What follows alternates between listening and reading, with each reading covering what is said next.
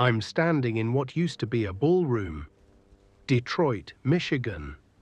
The ceiling has collapsed in sections, letting shafts of afternoon light cut through decades of dust. There's a grand piano in the corner, its keys yellowed and stuck, covered in plaster and bird droppings. And I find myself transfixed. Why? This is the question that's haunted me through abandoned hospitals in Belgium, forgotten Soviet sanatoriums in Georgia, decaying amusement parks in Japan. Why do millions of us seek out these spaces? Why do we watch videos of rust spreading across metal, paint peeling from walls, nature reclaiming what we built? There's something more here than mere curiosity. Something deeper than the thrill of trespassing or the aesthetic pleasure of decay. We are witnessing something that speaks to us in a language older than words. The Germans have a term, Ruinenlust, the pleasure of ruins. But pleasure seems too simple a word for what we feel. It's closer to recognition, as if these spaces are telling us a truth we already knew but had forgotten. Today, I want to explore this strange magnetism, this pull toward the broken, the abandoned, the slowly dissolving. Because I believe our fascination with decay reveals something profound about who we are, what we fear, and what we secretly long for. This obsession isn't new. Walk through any major art museum and you'll find them. Paintings of ruins, Hubert Roberts' crumbling Roman temples, Caspar David Friedrich's Gothic churches dissolving into mist. The 18th century Romantics were absolutely intoxicated by decay. But here's what's fascinating. Many of these ruins were fake. Wealthy landowners built artificial ruins in their gardens. Pre-aged follies designed to evoke melancholy and contemplation. They wanted the feeling of standing before time's passage, before human impermanence. The Romantics understood something we're rediscovering. Ruins are time made visible. In our everyday lives, time is invisible. We experience it as a steady flow, moment to moment. But stand in an abandoned factory and suddenly you can see time. You can see the 1950s in the Art Deco fixtures, the 1970s in the faded safety posters, the 1990s in the last calendar left on a wall, and you can see the future in the rust, the vegetation pushing through concrete, the slow but inexorable return to earth. Ruins are temporal palimpsests, layers of time existing simultaneously in one space. The philosopher Edmund Burke wrote about the sublime, that mixture of terror and awe we feel before something vast and powerful. Mountains, storms, the ocean. But ruins offer us a different kind of sublime, a temporal sublime.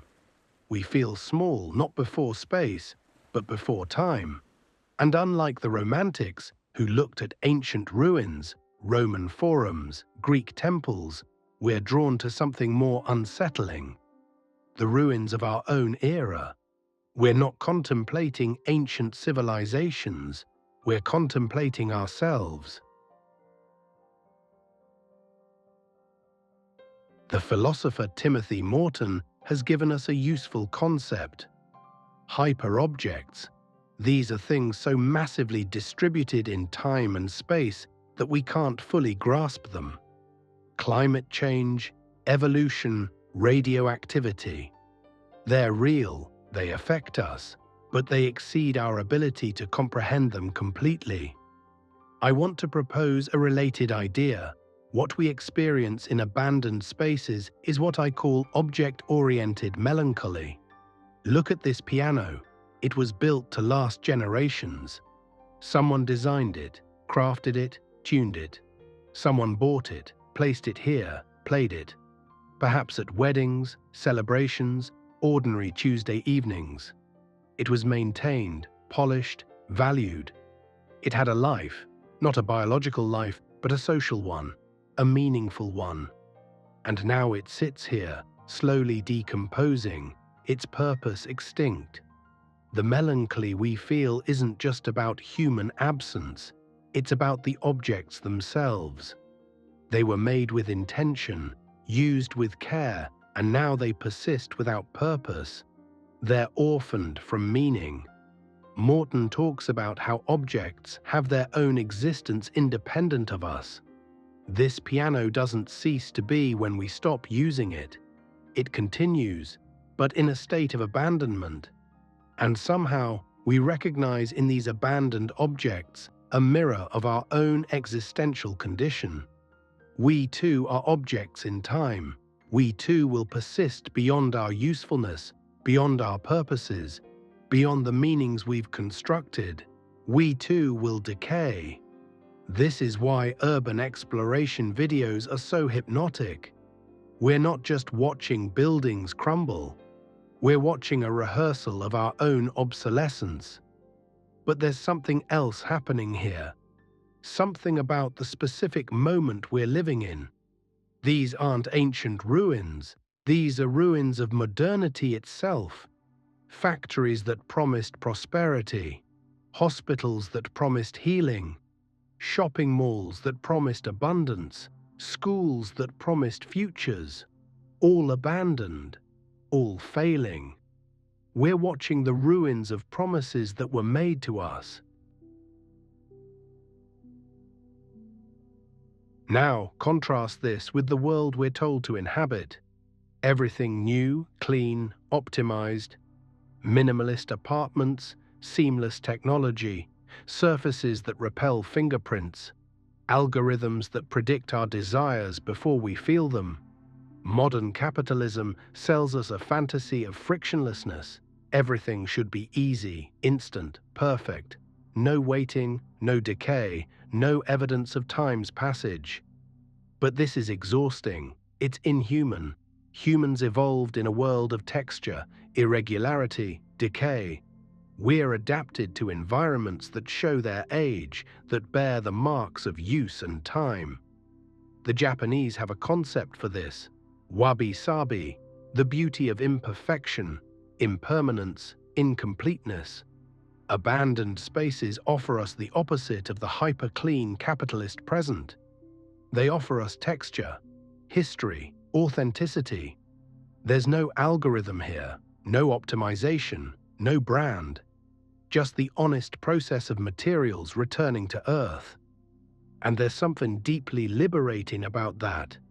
In these spaces, nothing is trying to sell you anything. Nothing is demanding your attention, your data, your engagement. The decay is indifferent to you. It was happening before you arrived. It will continue after you leave. This indifference is, paradoxically, a relief. We're so saturated with things designed to manipulate us. Advertisements, interfaces, architectures of persuasion, that encountering something genuinely indifferent feels like freedom. But I think there's something even deeper at work, something more troubling. Here's the uncomfortable truth. I think we're drawn to ruins because we're rehearsing. We're living in a moment of profound anxiety about the future. Climate change, political instability, economic precarity, the sense that the systems we've built are failing, that the promises of progress were lies, that we're heading toward some kind of collapse. And ruins let us practice what that might feel like. They let us imagine a world after us, after our civilization, after our certainties. They let us ask, what will remain? What will the future make of us? The philosopher Francis Fukuyama famously declared the end of history in 1989, the idea that liberal democracy had won, that we'd reached the final form of human government. But that's not what we feel now, is it? We feel like we're living at the end of something. Not the end of history in Fukuyama's triumphant sense, but the end of a particular story we told ourselves about progress, growth, endless expansion. And ruins are the aesthetic of that ending. When we watch videos of abandoned malls, we're not just seeing failed businesses, we're seeing the ruins of consumer capitalism. When we explore abandoned factories, we're seeing the ruins of industrial modernity. When we photograph decaying Soviet buildings, we're seeing the ruins of utopian ideology. These aren't just individual failures. They're the visible cracks in the entire edifice. And there's something almost hopeful in that recognition. Because ruins also show us that life continues. Look at this ballroom. Yes, the ceiling has collapsed. Yes, the piano is ruined. But there are trees growing through the floor, birds nesting in the chandelier, moss covering the walls in green velvet.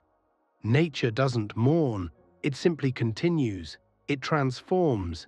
It reclaims. Maybe what draws us to ruins isn't just morbid fascination with death.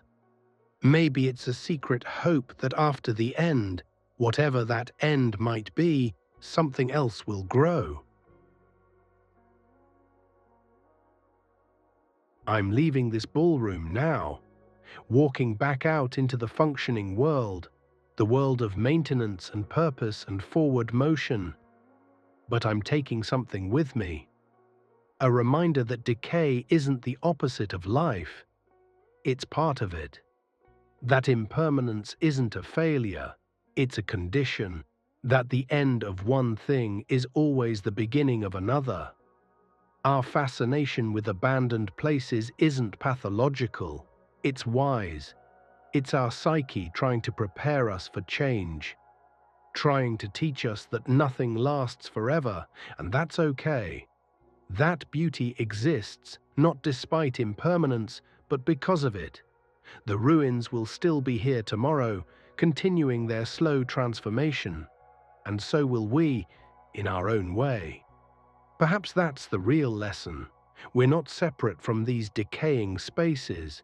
We're part of the same process, the same cycle. And there's a strange peace in accepting that.